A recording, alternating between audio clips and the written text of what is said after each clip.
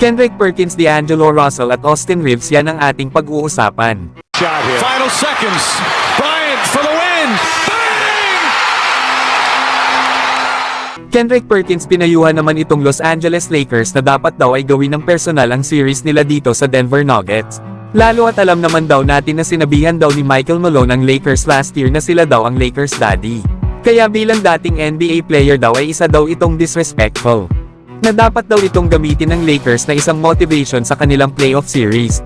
At ang dapat nga daw gawin ng Lakers ay panoorin nila ang film at subukang malaman kung anong diskarte ba ang gagana laban sa Denver Nuggets. Alam naman daw natin na wala daw talagang makakapigil dito kay Nikola Jokic. Pero meron daw player ang Lakers na katulad ng energy ni Nikola Jokic at ito nga ay si Anthony Davis. Na panigurado naman daw na wala kahit sino man sa Denver Nuggets ang kayang mapigilan itong si Anthony Davis. Yan nga mga idol ang mga sinabi ni Kendrick Perkins para dito sa Lakers. Kailangan nga nila LeBron at Davis na maging seryoso na sa laban nila sa Denver Nuggets. Dapat nga nilang gamiting motivation ang pagkatalo nila last year sa kamay ng Denver Nuggets. Tandaan natin na possible na ito ang huling playoff appearance ni LeBron James. Kaya panigurado na wala na ring pagkakataon si Anthony Davis na makahanap pa ng kakampi na katulad ng sa level ni LeBron James sa ngayon. Kaya dapat ay samantalahin na ni Davis habang kasama niya pa si LeBron para sila ay muling makarating ng NBA Finals. Isa pa ay hindi maganda tingnan na 9 straight nang natatalo ang Lakers sa kupunan ng Denver Nuggets. Kasama na dito ang kanilang mga laban sa playoffs. Kaya ito dapat yung gawing motivation ng Lakers ang talunin ang Denver Nuggets. Para patunayan na kabilang pa rin sila sa mga contender team para manalo ng NBA Championship. Samantalang Austin Reeves gusto naman na ibalik ng Lakers itong si D'Angelo Russell sa free agency.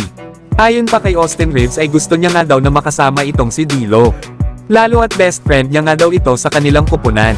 Lumalabas nga daw sila off the court at naglalaro kalimitan ng golf na magkasama. At nagkakaroon din daw sila ng communication sa paglalaro ng Call of Duty na magkasama. Isa nga daw si D'Angelo Russell sa pinakamalapit na kaibigan ni Austin Reeves simula nang dumating siya ng NBA. Lalo na daw sa laro ni D'Lo ay ito na daw ang nagsasabi para sa sarili niya kung gaano ito ka-talented na player. At yun nga daw ang kaya nilang magawa bilang isang grupo.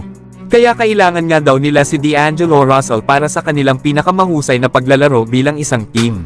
Dahil kapag naglalaro nga daw ito sa kanyang best performance ay naglalaro din daw ang Lakers sa kanilang pinakamahusay. Kaya kahit ano daw na kaya nilang gawin or kayang gawin ni Austin Reeves para tulungan ito na manatili sa kanilang kupunan, ay walang duda daw na susubukan daw gawin na tulungan ni Austin Reeves itong si D'Angelo Russell. Pero tandaan natin mga idol na syempre ay gusto rin ng Lakers na manalo ng NBA Championship para kunin ang kanilang ika-18 championship banner.